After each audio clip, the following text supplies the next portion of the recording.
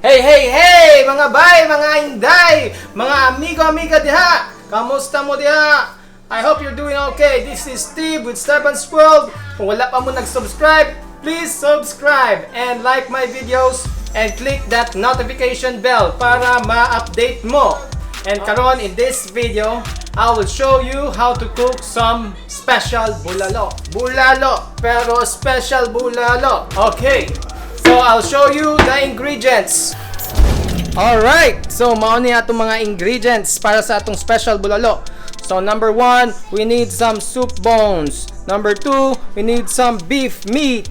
Number 3, we need some celery. Number 4, we need some cabbage. Number 5, we need some sweet potato or kamote. Yep, that's right, kamote.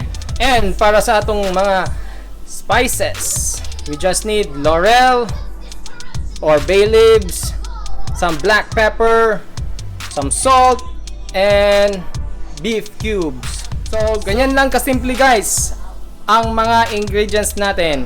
It's very simple. Okay, so tara guys, let's cook some special bulalo. Magluto na karon og special bulalo. Okay, so step 1 guys, let's put some 3 to 4 liters of water. So depende na sa inyo kung gaano karami na sabaw ang gusto nyo. For me personally, I like more soup, more sabaw. Okay, so step 2, let's put our soup bones and beef meat.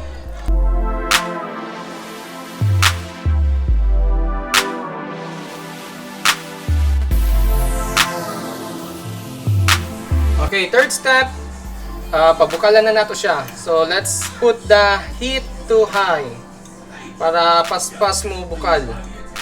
Alright guys, so karon makita nato na nagbukal-bukal na gud siya. Oh. Ang next step is pahinayon nato siya. Pahinayon nato ang heat. So, let's turn the heat to low. So, karon we just need to simmer this for another 3 hours.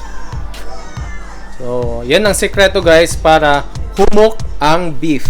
Humok ang meat. So, pwede na natin ilagay pala yung ating mga panglasa. Okay, after 3 hours of waiting, mga bay, mga amiga-amigo, pwede na nato ibutang atong kamote o ang celery. Okay.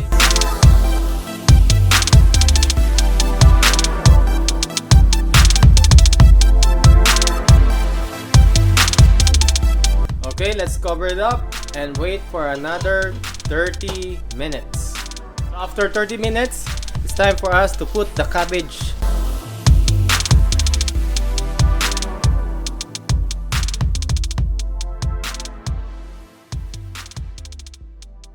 So right now, tabunan na po nato siya.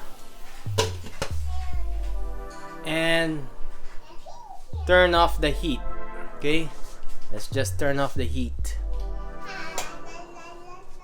Right. Okay, after 5 minutes have passed, this special bulalo is ready na nakainin.